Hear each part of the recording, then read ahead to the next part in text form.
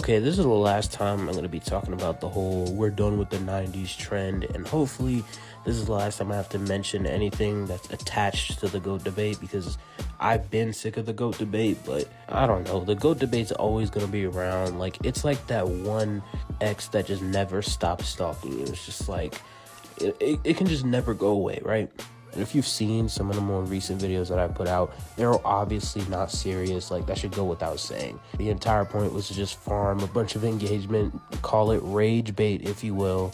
But yeah, anybody with a working brain stem attached to their brain would understand that those videos were complete satire. But I kind of just wanted to wrap up my final thoughts on this whole thing just in one long ass video, so get ready. Number one, to the people that are like, oh, these aren't cherry picked clips because he was watching the full game, he was showing like clips from the full game. The thing is, in this instance, right, if you're watching any game and your sole purpose, your sole goal is, I'm going to push this narrative and I'm only going to show things in the video that agree with my narrative and push my narrative even further, that's cherry picking. It doesn't matter if he shows an entire bad game of MJ. It doesn't matter if you show a couple of clips. It doesn't matter if you show a quarter, a half. It doesn't matter, bro. If you're only showing things to the audience that fit your narrative, and that's cherry picking. I quite literally did the same thing in those troll videos that I made about LeBron. And trust me, I've watched a lot of Michael Jordan film, not just highlights. I've watched a lot of full games from that era, mainly because I grew up watching Michael Jordan. I had a lot of Michael Jordan film that was readily available to me, and plus, Michael Jordan was kind of like what got me into basketball, more than LeBron in my opinion. And the truth about the whole MJ had no left hand thing, MJ's left hand was definitely something that was a weakness of his. I'm not going to sit up here and lie. But over the span of his career, he eventually got better at dribbling with his left hand and obviously finishing with his left hand. But he never really became elite at using his left throughout the span of his entire career because he really didn't need to. I mean, think about it like logically, right? MJ played in an era where there were most likely two bigs clogging up the paint, and he had less space to operate on the floor, which would mean that he would have to make a lot of quick moves, which don't result in him taking up a lot of clock or dribbling a lot. When MJ catches the ball, whether it be in the post, on the perimeter, he's always trying to make a quick move.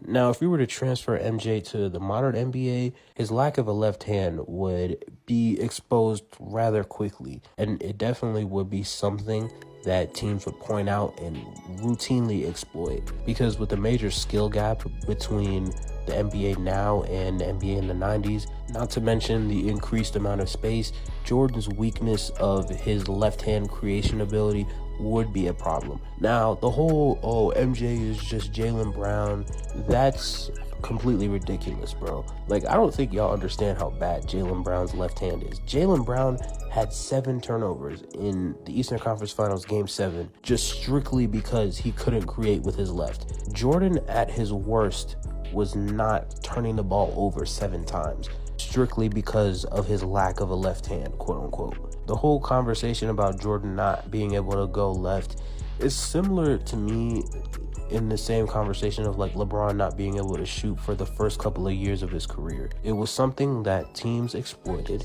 It was something that was a glaring issue, and it was also something that over time gradually improved over both players' careers. Now, obviously, LeBron's three-pointer improved drastically compared to Jordan's left, but the point still stands. And the thing is, Jordan should be allowed to have certain weaknesses.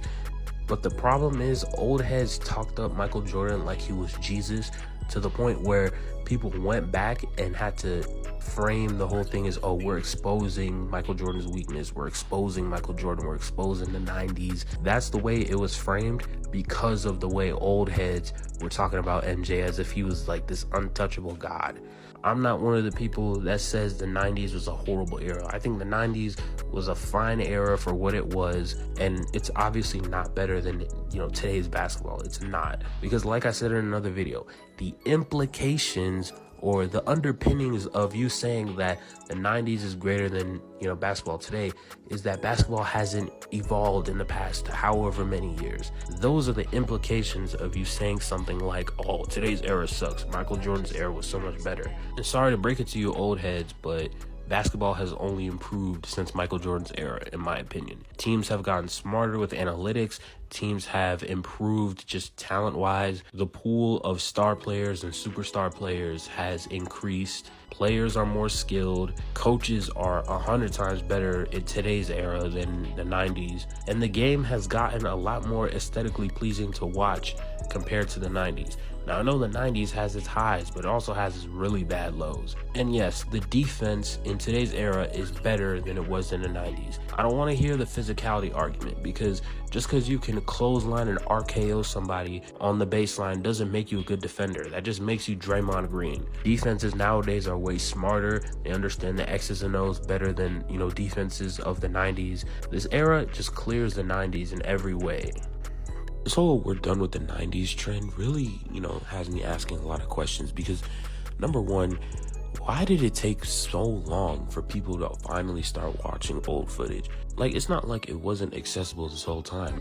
Everything has always been there. And it's not like the old heads weren't telling y'all to watch the old footage. And let's just be completely honest, right? A majority of the people who are saying we're done with the 90s, they're going off of basically just trendy arguments or just trendy talking points, right? Because that's essentially what the GOAT debate has devolved into for the past couple of years. From like 2016, which that's where the GOAT debate, really started picking up steam, to like 2018, I feel like that was like the golden time where you could actually have a debate on like who's better, right? But then slowly, year after year, the debate and the arguments just got worse and worse. And now, in current day 2024, we're just devolved into just who has the better, trendier argument. Like, I remember a couple of months ago, like late 2023, the argument was, oh, everyone just acts like MJ only played 6 years. And then for LeBron, it was the usual weak East arguments, the whole stat padding thing, the LeBron throws his teammates under the bus, like all the usual stuff you would hear about LeBron. Those would be coming from the Jordan fans, aka the old heads. But here's my problem with the state of the GOAT debate and this whole "we're done with the 90s" thing. A lot of y'all just parrot talking points. Y'all just borrow opinions. Y'all don't think for yourselves. The people who are saying "we're done with the 90s" under my videos, but they're not elaborating and they're not actually arguing anything, constructive, or they're not like actually critically thinking about this shit, I'm sorry to tell y'all, but y'all sound like sheep. And this is why, when it comes to the GOAT debate and really just any conversation in basketball, I don't usually value the opinion as much as I value like the reasoning behind it. If you can tell me that Michael Jordan is the greatest player of all time and you have a good sounding argument, then how can I really be mad at you for having that opinion? But you see, the thing with the GOAT debate is people aren't doing their due diligence. Everybody's just going off of what they see, and that's why the debate has gotten to the point where it is, especially with all these media companies like, ESPN capitalizing on the GOAT debate, constantly talking about it and really dumbing it down to the point where like you can never have a constructive GOAT debate. And we've gotten to the point also where people aren't in it to convince other people. People are in it just to try and make it make sense in their own minds and just categorize anybody who disagrees with them as an old head. The point I'm trying to make in this video is the people who are saying that we're done with the 90s, a lot of them are just following a trend, right? It's the same trendy arguments every single time.